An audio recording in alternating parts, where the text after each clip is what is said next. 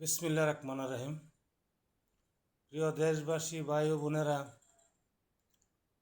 আমি আজকে লাইফে আসছি জামাত সম্পর্কে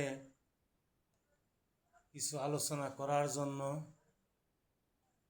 জামাত একটি রাজনৈতিক দল, কঠোরপন্থী রাজনৈতিক দল। কথা ঠিক না বেটি? জামাত করে আমাদের গ্রামের, আমার অভিজ্ঞতার আলোকে বলতেছি, শফিক করে একটা ছেলে পাগল হয়ে গেছে। জামাত তাদের কর্মীদেরকে ওরকম প্রশিক্ষণ দিয়ে তাদেরকে নিজেরই চাঁদাবাজি করে, প্রত্যেকের কাছ থেকে চাঁদা নেই।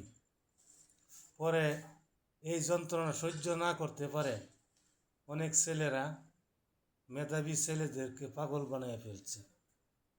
পাশাপাশি তারা এখন বাংলাদেশের রাজনীতিতে কোন আওয়ামী লীগের কাছে যায়, একবার গিয়ে নির্বাচন করছে, বিএনপির কাছে এসে নির্বাচন করছে।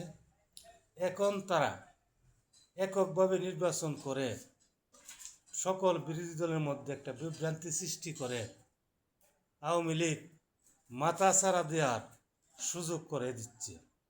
সুতরাং জামাত ছাড়া বাংলাদেশে আওয়ামী লীগ ছাড়া যত দল আছে সব দল ঐক্য হয়ে আগামী নির্বাচন করে দেশটাকে সংস্কার করার জন্য বিনীত অনুরোধ জানাচ্ছি।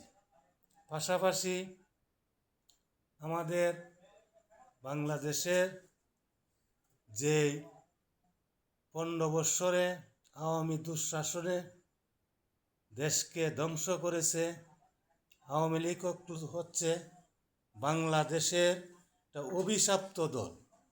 এই দল যতবারই ক্ষমতা আসছে, লুট, রাহাজারি, সন্ত্রাস, বাংলাদেশের অর্থ বিদেশে পাচার করছে। এখন বর্তমান সরকারের কাছে বিনীত অনুরোধ জানাচ্ছি, এরকম দল যেন আর বাংলাদেশে মাথাছাড়া দিয়ে না উঠতে পারে। এই আল্লাহ হাফেজ। ঠিক কিনা?